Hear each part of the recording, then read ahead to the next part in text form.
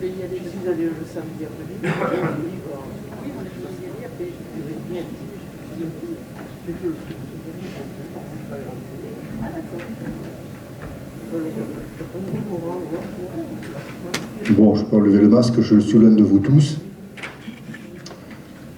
Donc merci d'être venu ce soir à cette conférence, dont je ne vais pas présenter, ça serait une offense que je lui ferais. Gérard Crevon, il est connu, très connu, parce qu'on peut dire que c'est un des spécialistes actuels du canal du Midi, de l'histoire du canal du Midi, mais aussi, et surtout, je dirais, enfin, pour nous, pour Revel, un spécialiste aussi de l'alimentation en eau, du canal du Midi, et notamment, c'est lui qui a... d'autres qui l'avaient fait un peu avant, mais lui, il a vraiment mis l'accent sur le détail de la première rigole d'essai qu'il y avait eu dans la montagne. Tu avais d'ailleurs fait une très belle publication. Donc Gérard, on le connaît depuis très très longtemps, il est souvent au réservoir. Il y a Dominique Pilato, la directrice, qui est là. Merci Dominique d'être venue. Tu n'as pas voulu venir sur l'estrade, mais c'est une chose qu'on organise ensemble, le réservoir, la Société d'Histoire. Donc Gérard, on le connaît depuis longtemps, c'est un ami, il est membre de plein d'associations, d'Arfon, de Revel et d'autres. Et on est très heureux. Alors tu vas nous parler aujourd'hui de l'inauguration du canal entre Toulouse et le Seine-Nourouse. Bien avant que le reste soit fait. Enfin, tu m'en as parlé un peu tout à l'heure, tu m'as dit qu'il y avait quelques petits travaux qui commençaient, mais là c'est vraiment une partie qui avait été faite, en fait tu vas nous l'expliquer, une partie qui avait été faite par Eke et qui a été inaugurée. Donc je ne vais pas parler plus longtemps, voilà. Je te laisse la parole, et je te remercie Gérard de nous faire le plaisir et l'honneur d'être venir ici. Merci Jean-Paul. Bonsoir mesdames, bonsoir messieurs. L'inauguration du canal du Midi, Jean-Paul a dit de Toulouse à Nourouz, et moi je dis de Nourouz à Toulouse. Donc il y a 350 ans, très bientôt. Dans son édition du 7 mars 1672, il y aura donc bientôt 350 ans, la Gazette de France apprenait au public parisien qu'un événement assez particulier venait d'avoir lieu en Languedoc. Donc je cite intégralement, le sieur Riquet fit le 21 février l'ouverture de la navigation sur le canal royal pour la jonction des deux mers, depuis les Nourouzes jusqu'à son embouchure dans la Garonne, en présence de l'évêque de Saint-Papoul, député des États de Languedoc, pour être témoin du succès de cette épreuve et ensuite en rendre compte à Sa Majesté. 5 barques, dont une appelée la Royale, et 4 autres destinées pour l'artillerie, partis des Nourouzes le 21 février à 10 h du matin avec tous leurs équipages, passèrent 15 corps d'écluses en si peu de temps que le 22, elles entrèrent dans la Garonne sur les 5 h du soir, quoique les différentes rivières qui devaient par leurs eaux contribuer au passage, fussent extrêmement basses alors. Fin de citation. Ce compte rendu, somme toute assez sommaire, peut heureusement être complété par des informations contenues dans un manuscrit, aujourd'hui malheureusement égaré, mais qu'un chercheur toulousain avait pu consulter et partiellement publier en mars 1999 dans la revue des Toulousains de Toulouse. Donc un dimanche d'hiver de 1672, une flottille de 5 bateaux, ayant à leur bord de hautes personnalités de la province de Languedoc, avait largué les amarres au bassin de Nourouz. Bassin de Nourouz qui n'était pas comme maintenant rempli de terre, mais encore totalement en eau, et avait paisiblement navigué sur le canal du Midi jusqu'à Toulouse. La première barque, nommée la Royale, se distinguait par ses ornements. Elle comptait un équipage de 12 rameurs vêtus aux couleurs du roi. À son bord avait pris place Monseigneur Joseph de Montpezat de Carbon, évêque de Saint-Papoul, et commissaire député des États de Languedoc pour le canal. Il présidait cette inauguration Son diocèse s'étendait sur une bonne partie du Lauragais et contenait notamment Naurouz. Auprès de lui était l'ingénieur Ponce Alexis de la Feuille, inspecteur du roi pour les ouvrages du canal. On y trouvait aussi M. Pierre-Louis de Rèche de Pénautier, trésorier de la Bourse des États de Languedoc, et M. Christophe de Mariotte, greffier des mêmes États. Et enfin, Pierre-Paul Riquet, le concepteur et maître d'œuvre de la nouvelle voie d'eau. Parmi les barques qui accompagnaient la Royale, l'une d'elles, percée de 6 croisées, disposait d'une salle dans laquelle on avait installé une table de 24 couverts. L'ornementation du plafond figurait horloge, cadran et boussole. 3 autres barques emportaient quelques gentilshommes, plusieurs conseillers au Parlement et d'autres notables de Toulouse et de la province qui souhaitaient assister à la réussite d'une entreprise qualifiée d'extraordinaire. Ces 5 barques avaient quitté Toulouse le jeudi précédent sous la conduite de Riquet qui amenait avec lui les personnalités toulousaines. En remontant le canal, elles avaient gagné le bassin de Naurouz où elles avaient été rejointes le surlendemain par l'évêque de Saint-Papoul, venu de son évêché avec les autres hauts personnages de la province. Donc, ce dimanche 21 février 1672, à 10 h, tout le monde embarqua à Naurouz, au son des hautbois et de quelques coups de canon, et les barques prirent la direction de Montgiscard. Chaque écluse fut franchie avec facilité, en moins d'un quart d'heure. Pendant le parcours, on passa à table dans la salle flottante, où l'on mangea aussi commodément qu'on aurait pu le faire dans un palais immobile. Cela permit de convaincre quelques incrédules qui doutaient encore des possibilités d'utilisation du canal. Tout au long de la navigation, une foule importante, venue des villes voisines et des campagnes, s'était rendue sur les bords du canal. La jeunesse tirait des salves de mousqueterie en criant « Vive le roi !», tandis que les femmes et les filles, les bras chargés de fleurs des champs, les dispersaient en abondance sur les barques, donnant ainsi 1000 marques d'une allégresse extraordinaire. Le lendemain, lundi 22 février, tous les participants rembarquèrent à Montgiscard à 10 h. Et après avoir passé les 11 écluses restantes dans des conditions excellentes, la flottille arriva vers 5 h du soir dans l'embouchure de la rivière Garonne. Pendant que les coups de canon annonçaient au loin la conclusion de cette navigation, les barques, évacuées, se mirent en position de descendre vers le fleuve. Le peuple fut témoin du succès de ce voyage qui avait paru au départ incroyable aux uns et douteux aux autres. Cette arrivée se passa bien sûr en musique.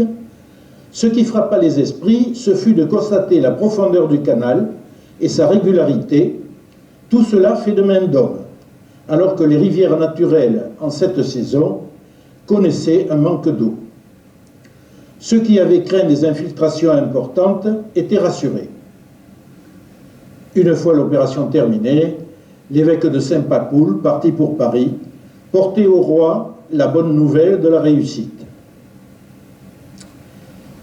Par cette navigation inaugurale solennelle, Riquet avait voulu marquer publiquement l'achèvement de la première section du canal royal de communication des mers en Languedoc, la réalisation de ses 52 premiers kilomètres. Pendant la période écoulée, il avait, comme on dit vulgairement, essuyé les plâtres. Maintenant, il estimait avoir achevé son apprentissage de créateur de canal. Cette affaire du canal du Midi avait commencé 10 ans plus tôt, en 1662, un an après que Louis XIV ait pris personnellement le pouvoir à la mort de Mazarin. Riquet était alors fermier général des Gabelles de Languedoc, et le 15 novembre, il avait eu l'audace d'écrire à Colbert, qui débutait alors sa carrière ministérielle, pour lui proposer de créer un canal de navigation entre Garonne et Méditerranée. 350 ans après, nous pouvons toujours admirer le résultat. Notre canal du Midi est à cheval sur deux bassins fluviaux, celui de la Garonne et celui de l'Aude. C'est ce qu'on appelle un canal à point de partage. Ce point crucial, c'est l'endroit où le canal traverse la ligne de partage des eaux, c'est le point le plus haut de son parcours. Sur notre canal du Midi, il se situe, comme vous le savez, au seuil de Naurouz, à 190 mètres d'altitude et à 60 mètres au-dessus du niveau de la Garonne à Toulouse. La difficulté majeure du projet consistait à amener à ce point fondamental de l'eau en grande quantité. Depuis François Ier, plusieurs solutions avaient été proposées qui toutes utilisaient l'eau venant des Pyrénées. Mais, compte tenu des incertitudes sur leur validité et de l'énormité prévisible de leur coût, aucune ne fut retenue. Dans les années 1650, sous le ministère de Mazarin, Pierre-Paul Riquet résidait à Revel, au pied de la montagne Noire. Et il est assez perspicace pour s'aviser que ce massif, qui domine toute la région, recèle suffisamment d'eau pour faire fonctionner un canal de navigation. De plus, il est assez ingénieux pour concevoir la façon de recueillir cette eau dans un réseau de rigoles judicieusement tracé dans la montagne et à ses pieds, de la stocker dans un énorme bassin, celui de Saint-Ferréol, et enfin de la conduire jusqu'au point de partage à Naurouz, où il l'emmagasine à nouveau dans un deuxième grand bassin. En 1662, il convainc l'archevêque de Toulouse, Charles d'Anglure de Bourlémont, que sa solution est praticable. Et celui-ci le dirige alors sur le ministre Colbert, qui est immédiatement intéressé. Il est certain que sans le soutien actif et obstiné du grand homme d'État, le canal n'aurait pas vu le jour. Néanmoins, le projet n'aurait pu se concrétiser sans le consentement et la contribution financière du deuxième pôle de pouvoir dans la province, les États de Languedoc. Leur adhésion ne fut pas obtenue immédiatement. Dans cette assemblée, le haut clergé jouait un rôle éminent et l'archevêque de Narbonne était, de droit, son président. À ce poste, Charles d'Anglure, puis son successeur Pierre de Bonzy, soutinrent vigoureusement le projet de canal. Et leur influence permit de vaincre les réticences. 3 ans plus tard, l'exécution d'une rigole d'essai dans la montagne Noire et à ses pieds jusqu'à Naurouz emporta les hésitations. L'année suivante, Louis XIV signe l'édit par lequel il ordonne la construction du canal royal de communication des mers à Languedoc, dont il a fait rédiger le cahier des charges par le chef de ses ingénieurs, le chevalier de Clerville. Alors, il désigne Riquet pour réaliser l'ouvrage. Un canal de navigation est composé d'une succession de segments élémentaires que l'on nomme des biefs. Tous ces biefs sont horizontaux, mais d'altitudes différentes. On franchit la différence de niveau qui sépare deux biefs successifs au moyen d'une écluse. Lorsqu'on construit un canal, les premiers à intervenir sur le terrain sont les géomètres et les niveleurs. Leur tâche est de définir l'emprise foncière de la voie d'eau. Les 10 biefs doivent être tracés suffisamment à l'écart de la rivière dont on emprunte la vallée afin d'être hors d'atteinte de ses crues ordinaires.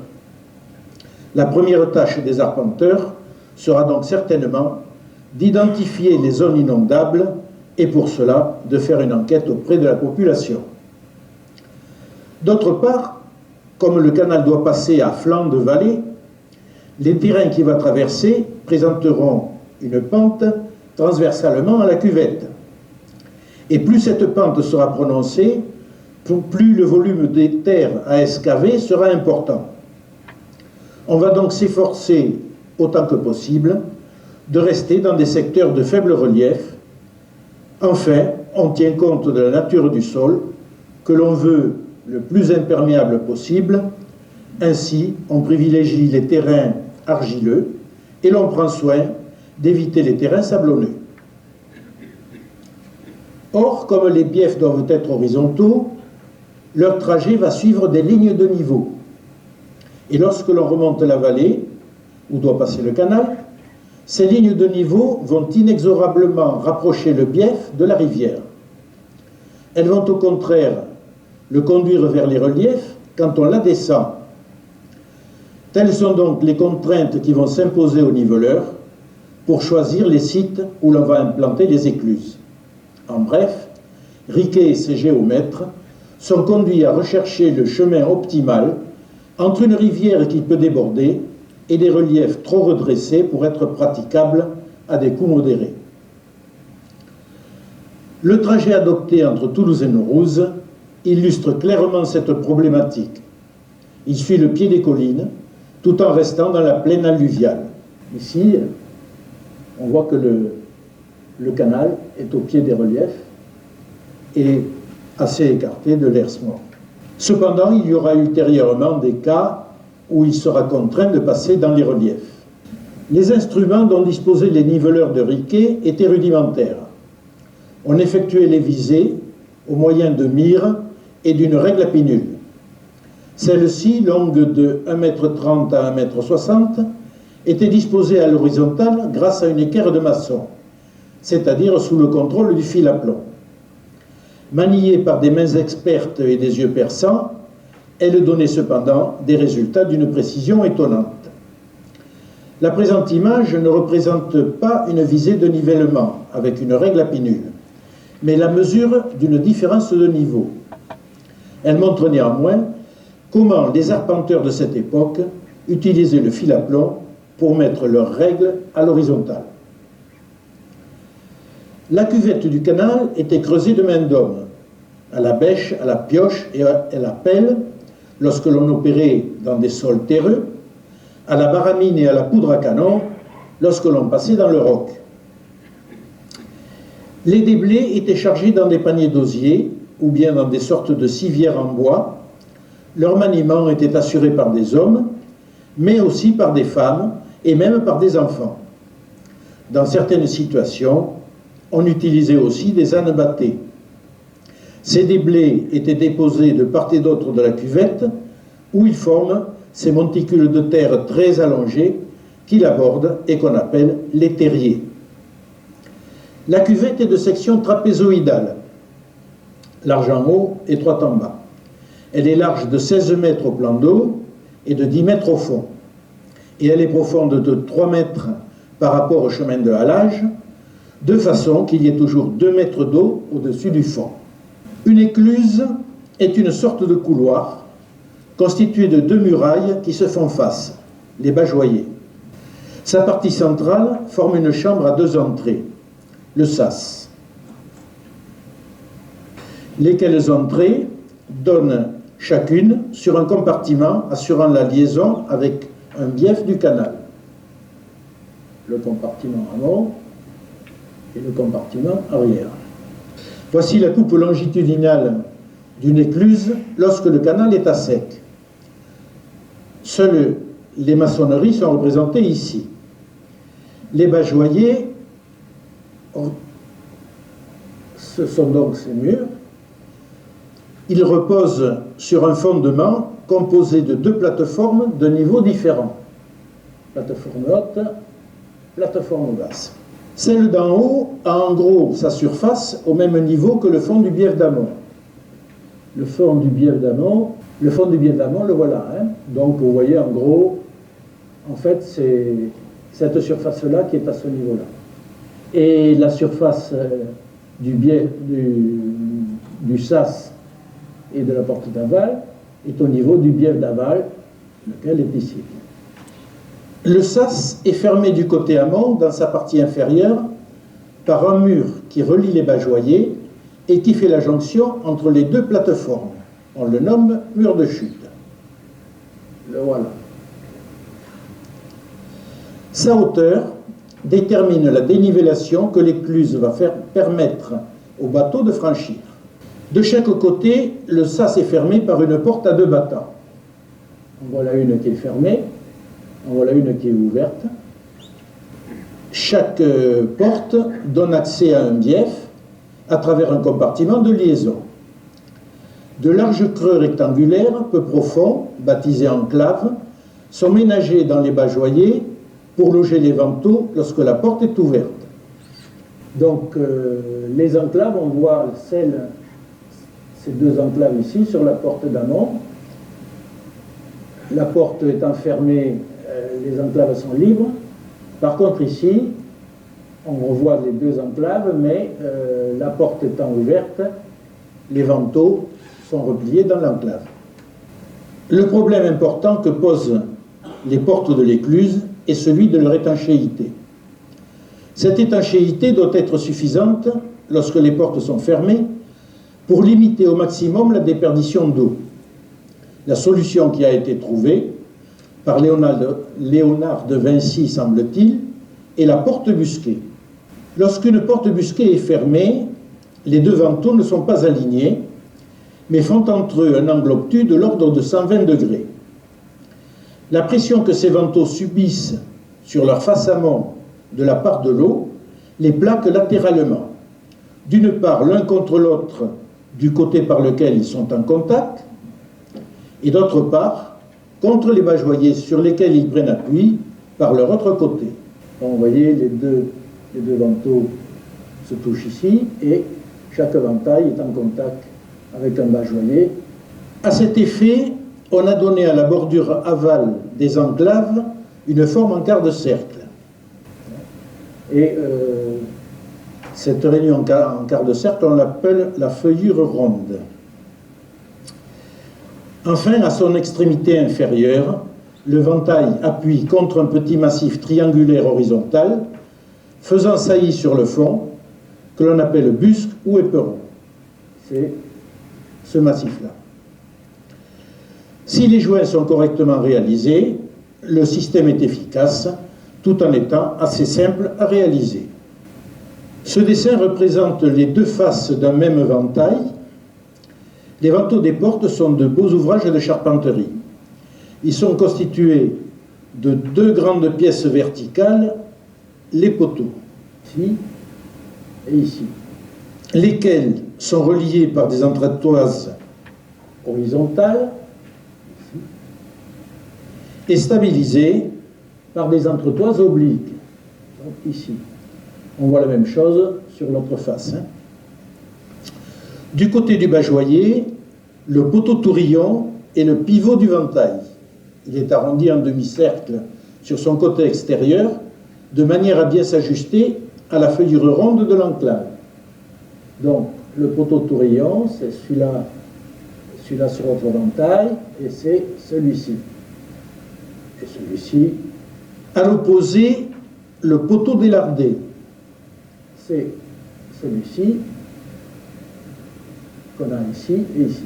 Donc, c'est un poteau qui est taillé en biseau, comme on le voit, de manière à s'appliquer parfaitement contre son homologue de l'autre ventail. À l'extrémité supérieure, les 2 poteaux de chaque ventail sont reliés par une longue perche horizontale, la flèche, qui sert à manœuvrer le dit ventail. Enfin, dans le bas du ventail, il y a un guichet obturé par une plaque mobile qui permet, lorsqu'on le souhaite, de laisser passer l'eau.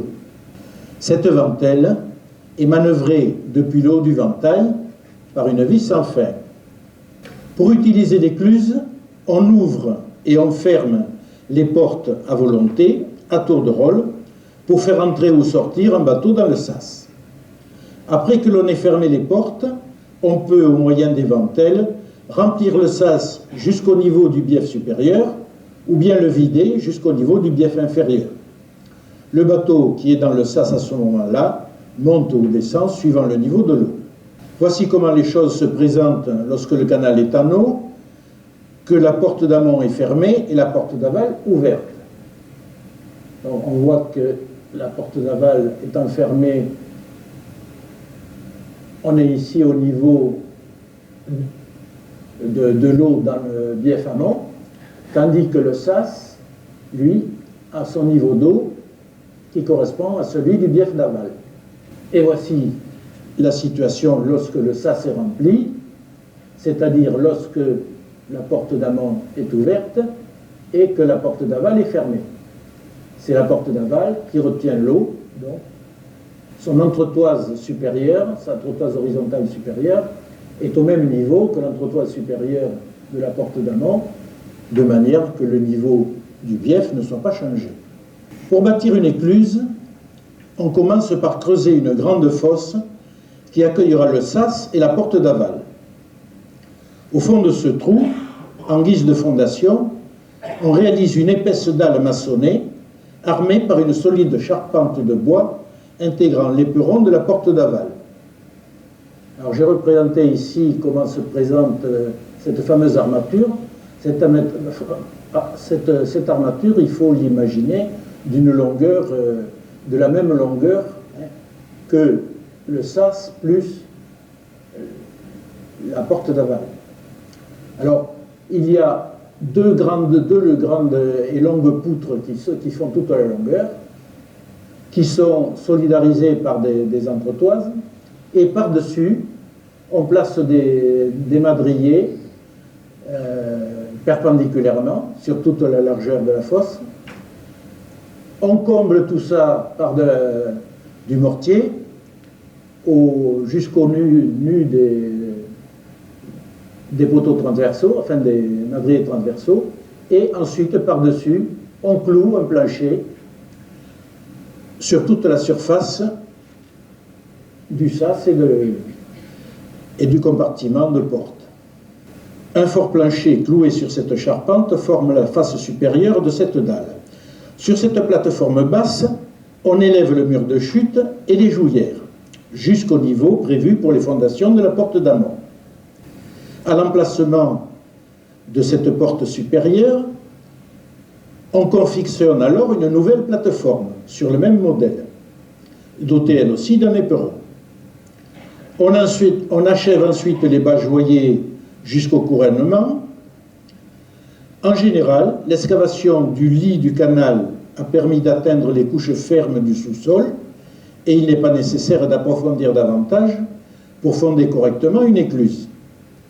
Mais il arrive que ce ne soit pas le cas, par exemple quand le terrain est marécageux, et il est alors nécessaire de renforcer le soubassement de l'ouvrage par l'exécution d'un pilotis en enfonçant un grand nombre de pieux. Riquet débute la construction du canal en janvier 1667. Il entreprend alors la réalisation des rigoles d'alimentation du point de partage et l'édification du barrage de Saint-Ferréol. À l'automne de la même année, il commence à creuser le canal de navigation. Les premières pierres de la première écluse près de la Garonne à Toulouse sont posées en grande cérémonie le 17 novembre. Ensuite, les travaux progressent en direction de la Méditerranée en remontant la vallée de l'Hers. La rigole d'alimentation est achevée en 1668 et au début de 1669, on constate une anomalie à l'écluse des Minimes à Toulouse. L'écluse des Minimes, les murs du sas se sont un peu déformés. On attribue ce défaut à la pression exercée par les terres trop rapidement remblayées dans la fosse contre des maçonneries encore fraîches. Riquet fait reconstruire l'écluse. Au printemps de 1670, après avoir creusé entre l'écluse de Bayard à Toulouse et celle de Castanet un premier grand bief long de 12 km, Riquet procède à une première mise en eau. À cette occasion, il fait quelques observations qui l'amènent à modifier certaines dispositions initiales. C'est à ce moment-là qu'il choisit de donner à la cuvette du canal un gabarit plus évasé, amenant sa largeur à 20 mètres au niveau de la surface du plan d'eau. Donc de 16 mètres, on passe à 20 mètres. C'est là aussi qu'il adopte la fameuse forme ovale des écluses qui donne à ces dernières une meilleure résistance à la poussée des terres.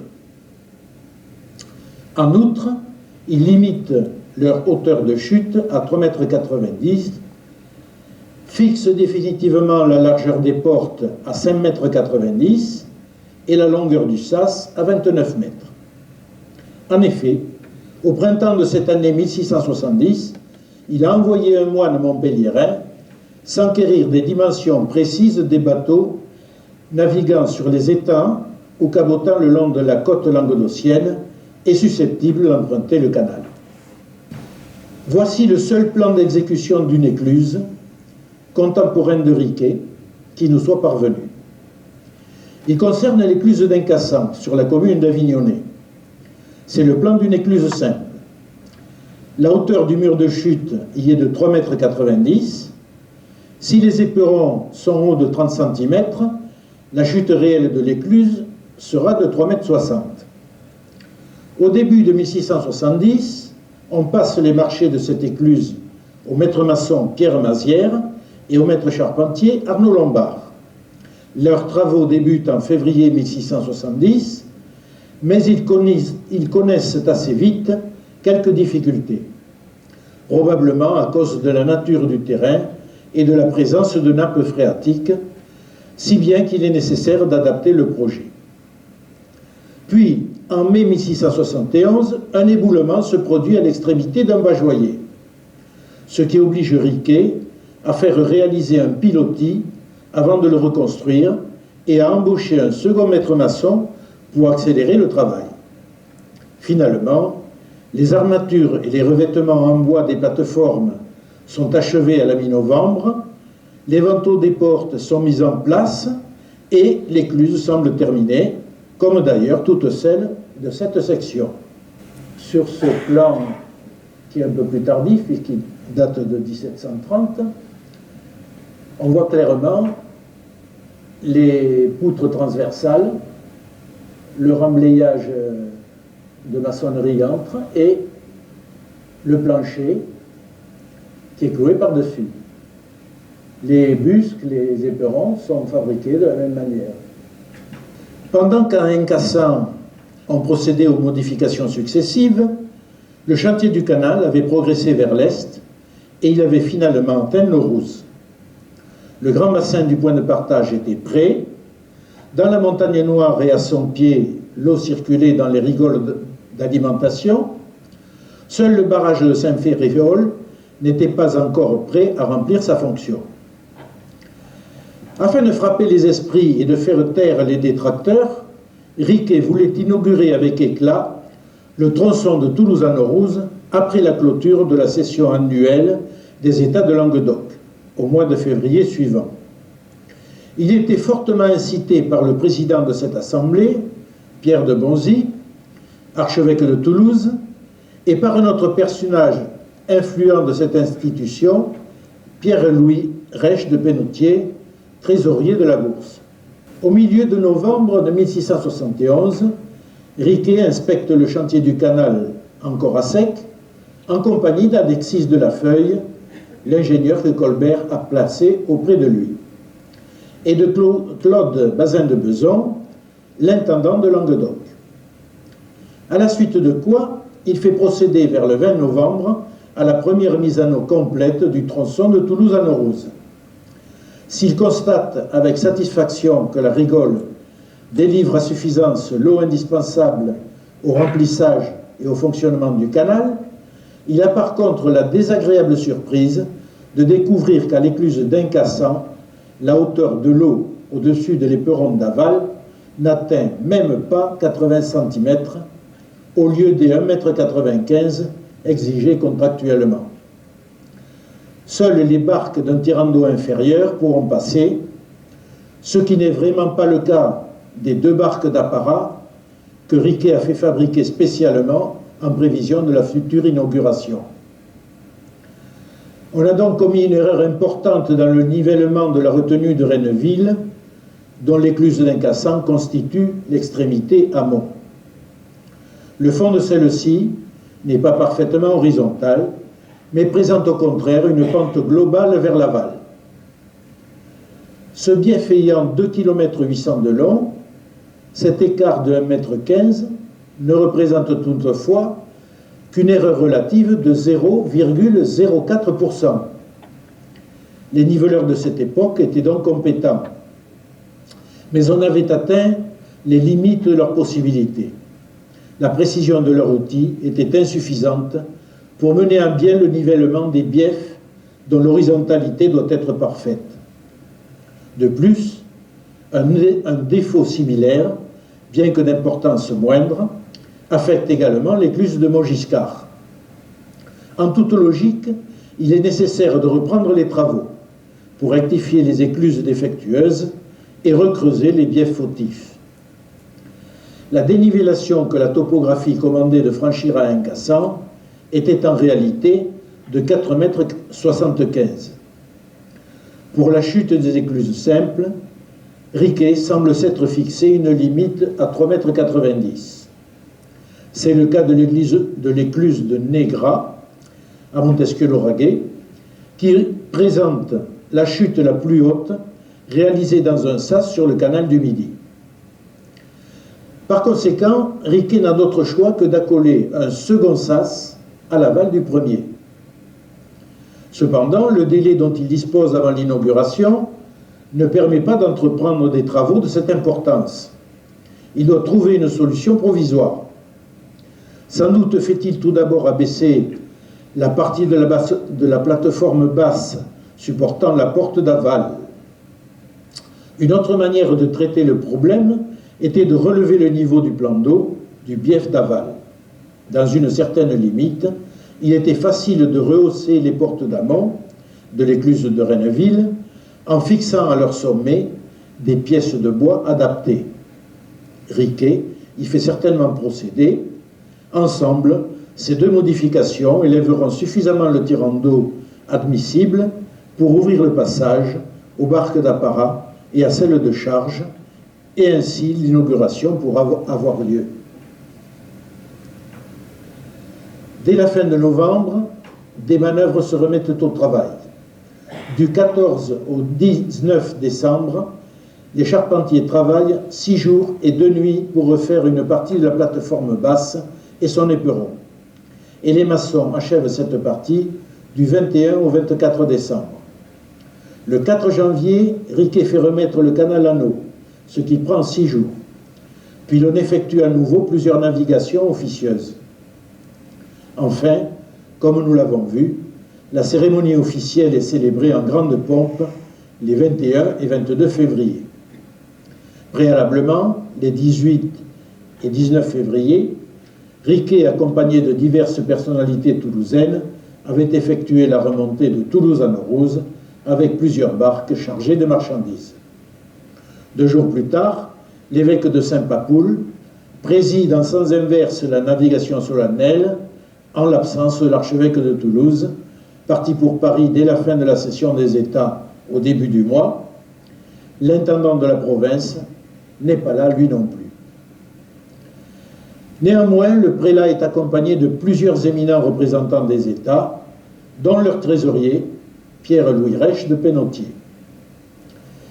Colbert avait eu vent des difficultés que Riquet avait rencontrées et il avait fait savoir qu'il ne voulait pas que les plus hautes autorités de la province participent à une manifestation publique dont la réussite n'était pas totalement garantie.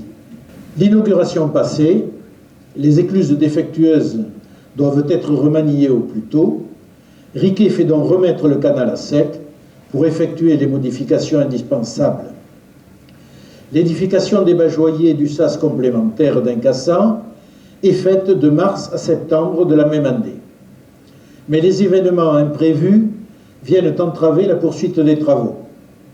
Au début de l'automne, Riquet tombe gravement malade, probablement victime d'une crise aiguë de paludisme, une affection dont il était atteint depuis plusieurs années.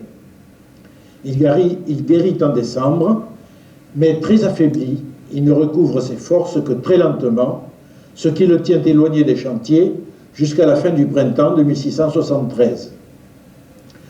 D'autre part, au cours de l'hiver de cette année-là, des inondations brutales endommagent des biefs et des écluses dans la vallée de l'Hers-Mort. À la fin d'avril, les maçons mettent la dernière main au bajoyer d'Incassan.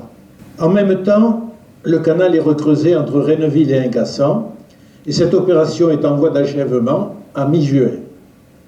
Des corrections similaires ont été effectuées à l'écluse de Montgiscard. À la fin de novembre 1673, le canal est remis en eau et ouvert à la navigation de Toulouse à Naurouz. 6 mois plus tard, il l'est jusqu'à Castelnaudary. Riquet sait tirer les enseignements de ses déboires. Peu après la navigation inaugurale, il expose à Colbert les dispositions nouvelles qu'il compte adopter. Je cite : « Les écluses, on les fera basses pour les rendre plus solides et plus faciles. Les écluses se devant placer juste, il a été jugé à propos d'en surseoir la construction jusqu'à ce que l'excavation des biefs qui l'encadrent soit faite, pour justifier le niveau par le secours de l'eau qui en est l'épreuve sûre et auquel on peut remédier facilement en cas d'erreur lorsque les dites écluses ne sont point bâties. Et d'ailleurs, on peut aussi les placer plus avantageusement pour la connaissance de la qualité et de la solidité du terrain que l'on peut choisir pour les construire. » Fin de citation. Ainsi perfectionne-t-il sa technique du nivellement en y intégrant l'opération même qui a mis les erreurs en évidence. À l'avenir, il ne débutera plus la construction d'une écluse avant d'avoir vérifié par une petite mise en eau l'horizontalité des biefs concernés. Il est très facile de réaliser cette opération en consommant néanmoins peu d'eau grâce à une petite rigole que l'on creuse au fond de la cuvette du canal.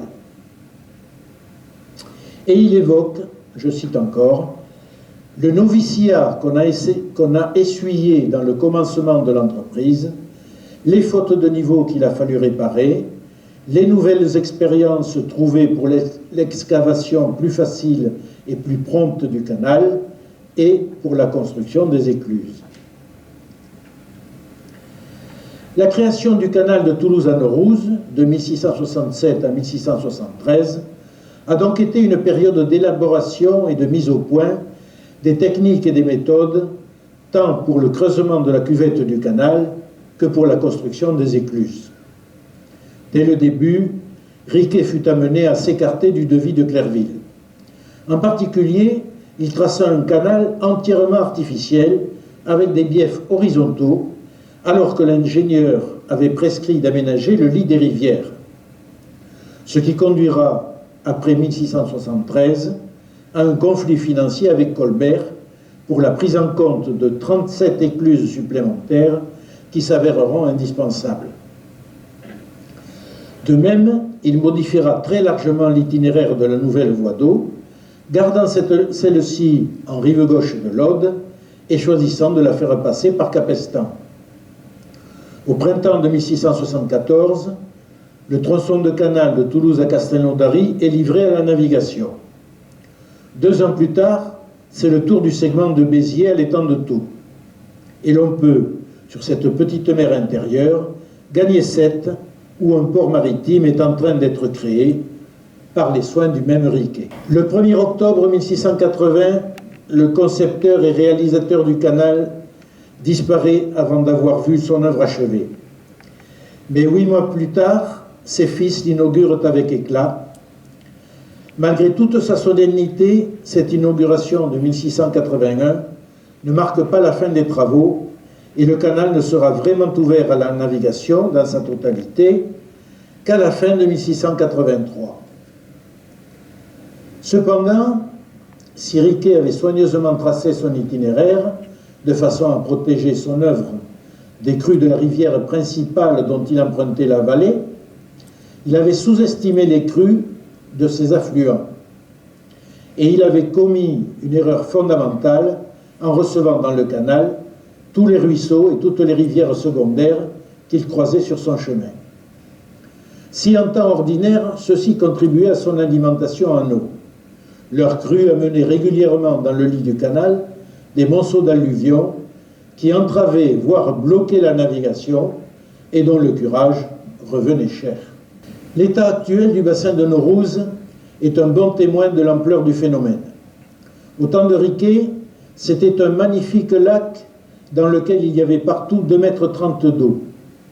Mais les limons apportés par la rigole à chaque orage le comblèrent en moins de 50 ans. Ce n'est que 2 ans après la mise en service définitive du canal que l'on prit toute la mesure du problème et que l'on admit que le phénomène sédimentaire menaçait vraiment la pérennité de l'ouvrage dans son entier. En 1686, Seignelay, le fils et successeur de Colbert auprès de Louis XIV, décide de prendre le problème à bras-le-corps. Il en confie la résolution à Vauban, le célèbre ingénieur militaire, qui identifie le défaut ainsi que la façon de le corriger. La généralisation des ponts-canaux est magistralement mise en œuvre par son adjoint, Antoine Niquet, au prix de 8 années supplémentaires de travaux. À partir de là, le canal a acquis sa pleine viabilité.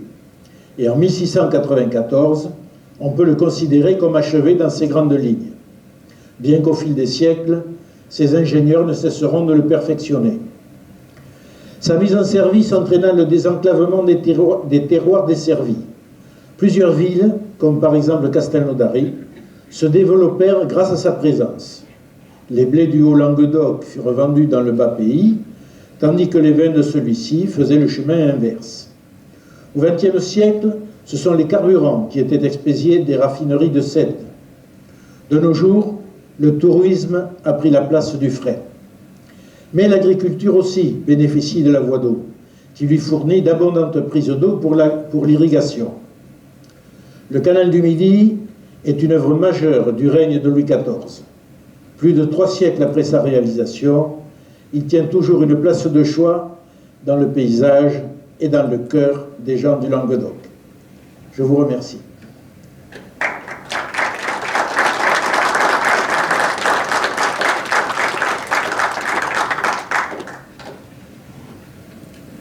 Est-ce que quelqu'un a des questions? Alors, le bassin de Saint-Ferréol, dans un premier temps, c'est-à-dire la tranche Riquet, on dira, vers la fin de 73. Il devait être en fonction au moment où on a ouvert la navigation entre Toulouse et Naurouz. Ou au plus tard 74, quand on ouvre pour Castelnaudary. Mais lorsque on a voulu prendre en compte les problèmes de sédimentation et qu'on a fait intervenir Vauban, dans les prescriptions que Vauban a données dans son rapport, il y avait la surélévation du barrage. Et le barrage a été effectivement surélevé de 8 mètres à peu près dans les années 87, entre 87 et 94, mais plus probablement avant 90. Quoi, Et sur le barrage lui-même, c'est visible. On sait, j'ai identifié la partie qui a été construite par Riquet et celle qui a été rajoutée, pas par Vauban, mais par Antoine Niquet, dont j'ai cité le nom tout à l'heure. Antoine Niquet, qui était l'ingénieur du roi qui pilotait finalement tout ce qui s'est réalisé sur le canal à cette époque-là, les ponts-canaux, l'agrandissement de Saint-Ferréol. Et l'agrandissement de la rigole de la montagne aussi, dont la voûte Vauban.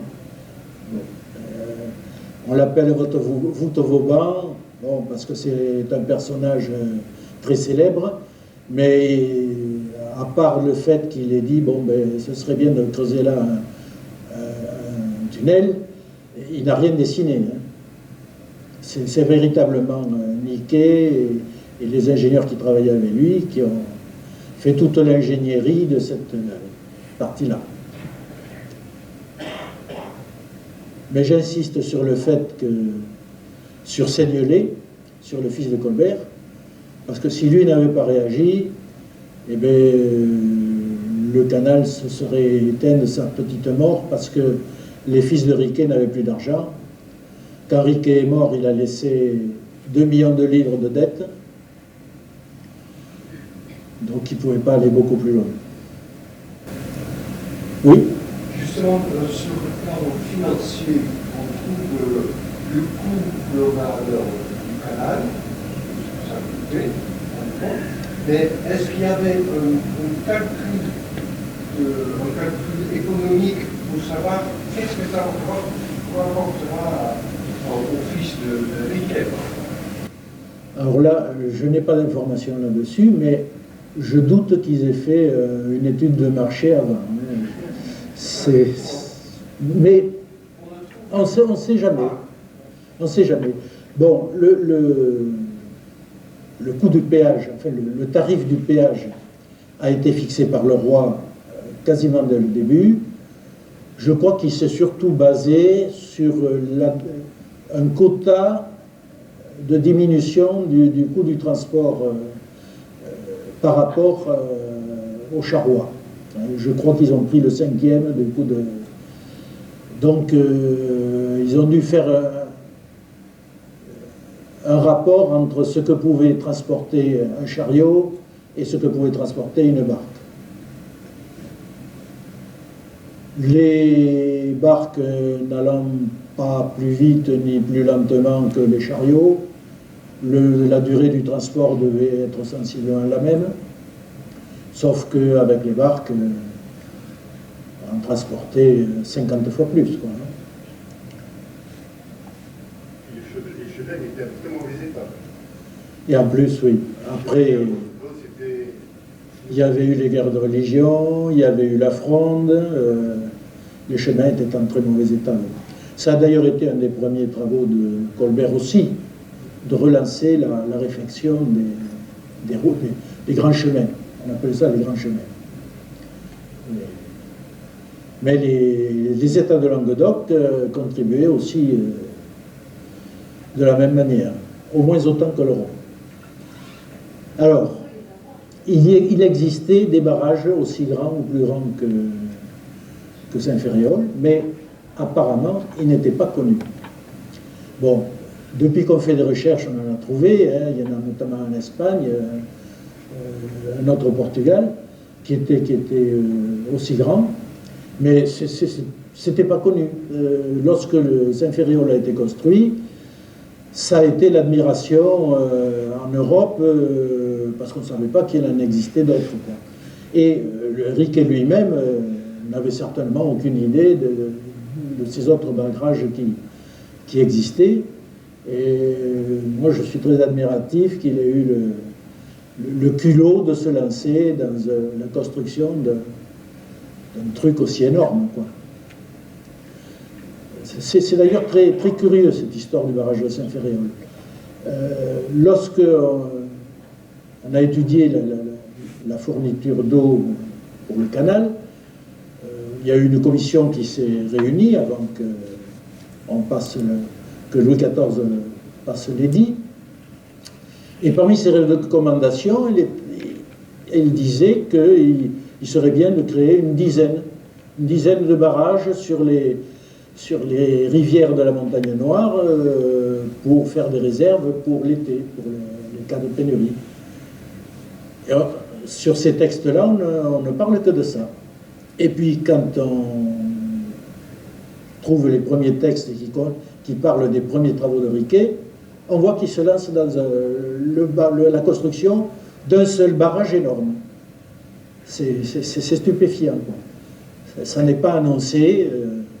Il y a plusieurs choses comme ça sur lesquelles on est obligé de faire des hypothèses. Mais c'était gonflé quand même. Indiqué que contrairement aux charges du chevalier de Clerville qui proposait d'aménager les rivières, oui. Qui a fait un choix différent, il décide de créer des biais et donc des écluses supplémentaires. Oui. Qu'est-ce qui motive ce choix qui remet en question du coup l'ingénieur parisien? Alors, la fameuse commission dont j'ai parlé avait remis donc un rapport qui disait clairement qu'il y avait quand même des dangers à aménager le lit des rivières. Le danger principal, c'était les risques d'inondation. Hein. tous les hivers, presque toutes les rivières ont un débit bien plus fort, charrient des limons, des branches, des embâcles. Quand une rivière déborde, on ne peut pas faire passer de péniche. Donc, déjà au moment donc en 1664, la commission avait émis la recommandation de ne pas aménager le lit des rivières, mais de faire un canal entièrement artificiel. Pourquoi Clairville a choisi de revenir à la solution de l'aménagement des rivières? J'avoue que, est-ce que c'est pour des raisons économiques? Il est plus facile d'agrandir un lit qui est déjà fait que d'en tracer un entièrement. Est-ce que Clairville a eu peur des coûts? C'est possible. Mais Riquet a choisi de suivre, alors d'entrée, c'est un problème qui s'est posé dès le départ, ça. On fait un canal artificiel où on aménage le lit des rivières. Il n'y a pas de... Et Riquet a choisi donc de suivre la recommandation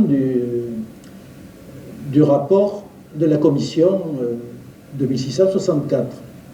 Mais il y a une autre raison, c'est que dans cette commission avait pris des experts. Et parmi les experts que cette commission avait pris, il y avait un certain Hector de Bouteroux, qui était l'un des propriétaires du canal de Briard. Le canal de Briard, c'est le premier canal à point de partage et écluse Assas qui a été construit en France une trentaine d'années avant le canal du Midi. Il a été ouvert, si je ne m'abuse, en 1648 ou 42, en tout cas entre 40 et 50. Et bien que sur une partie, sur un versant, ils aient aménagé effectivement le lit de rivière, sur une autre grande partie, notamment dans la vallée du Loing, ils avaient carrément creusé un canal totalement artificiel. Et je pense que Hector Bouteroux avait dû beaucoup insister pour que dans le rapport de la commission de 1664, on recommande de faire un canal entièrement artificiel. Je ne crois pas que Riquet l'ait pensé. Riquet, son but premier, c'était de récolter beaucoup d'argent pour payer les travaux. Donc, sur les terriers, au début, il faisait faire des cultures. Après, on a planté des mûriers pour le verre à soie. Le paysage qu'on connaît actuellement date du 19e à peu près. Les grandes plantations de platanes, c'est le 19e. Bon, mais il est probable qu'il y ait eu des plantations d'arbres avant. Mais je ne sais pas si c'est de manière très organisée. C'est une période que je n'ai pas beaucoup étudiée. Déjà d'étudier celle que je viens de citer, ça représente pas mal de... Donc à bientôt, en tout cas, venez parler de nous, venez à ces conférences, parce que pour nous, je le dis bien souvent, vous êtes le sang qui coule dans nos veines, dans nos artères, la Société d'Histoire. Sans vous, on ne ferait pas. Voilà, merci.